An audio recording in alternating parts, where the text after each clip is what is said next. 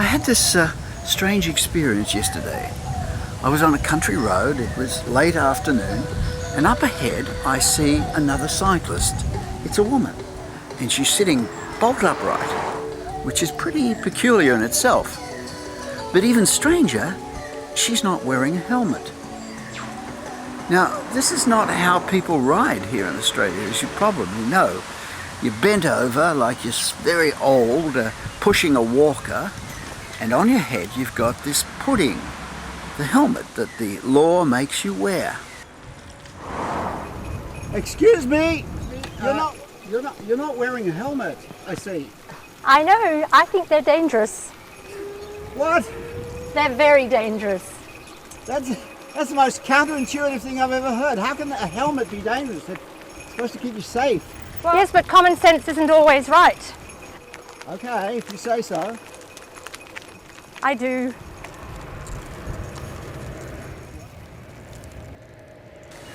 She looks so free, so absurdly comfortable.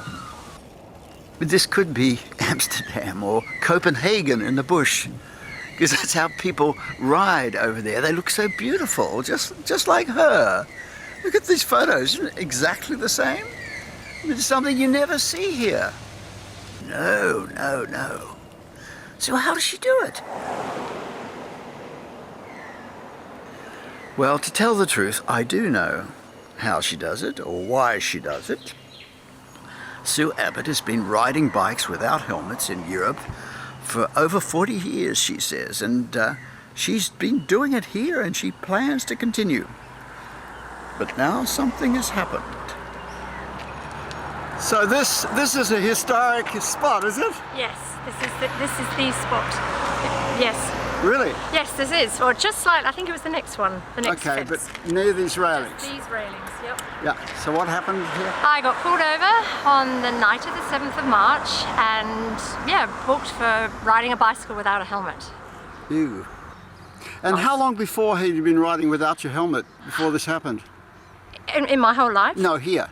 In Scone? Oh, I've always ridden without a helmet. And you never got stopped before? No, but I've really taken up cycling intensely in the last, would be 18 months. Yeah. But I've always cycled in Scone and I've never worn a helmet. And you've been seen by police before? Yes, I have, but not highway patrol. Ah. Yep. Sue has decided to fight the ticket.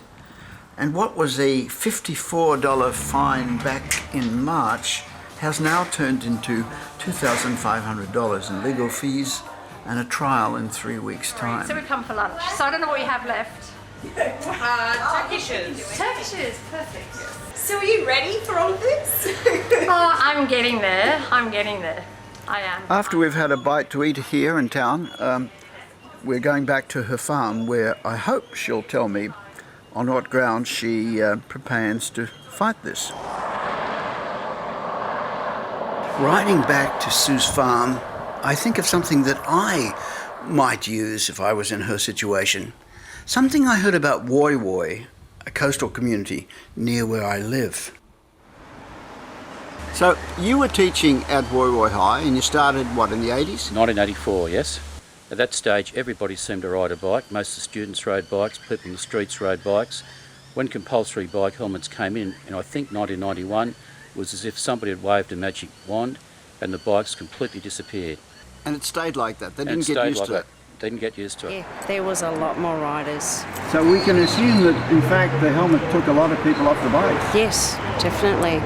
And the consequences are truly tragic. Those countries that cycle the least are fattest. When that law came in January 91 here in New South Wales, people put their bikes in the garage and haven't got them out again. Has anyone told you that? Well, actually, the policeman who booked me told me that. And yes, no, he did. He was interested in why I wasn't wearing a helmet, and he asked me if it was a hair thing, which I said would be silly. And I mentioned how I felt that I was really imperiled by being required to wear one. And then he said to me, and he did sort of volunteer that he hadn't ridden a bicycle since 91, and that his bike had been stored in his garage. And I raised with him that obviously wasn't an intention of government when they enacted that legislation or when they were chatting about it, but it is a consequence that has happened, an unintended consequence, but a serious and a significant consequence. Policeman admitted that he didn't ride because of the helmet law? He did. He did volunteer that information. Amazing, eh? Well, I was also about to ask you whether it was because of your hair. Definitely not. That would be a silly reason. But it might be a reason for some people, so no, I better take that back. Maybe that's a valid reason. I don't know. It's not my reason. No. My reason is that I feel at risk. It makes me feel alarmed. I feel shaky at the thought of having to wear a helmet and just interfering and putting straps under your chin and just everything. Just maybe even interfering with your hearing and the way you move your head, everything. I don't know. Not pleasant. No. Sue is building a solid defence based not on personal preferences.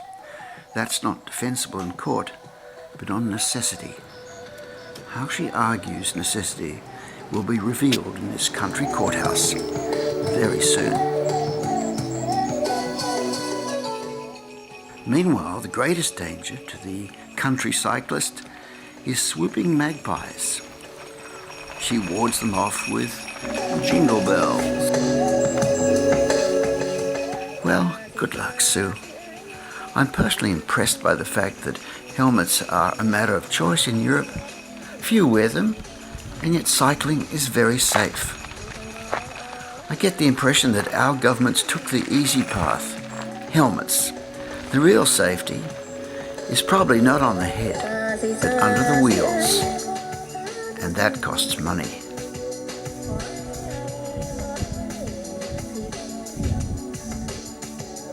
Jesus, yeah.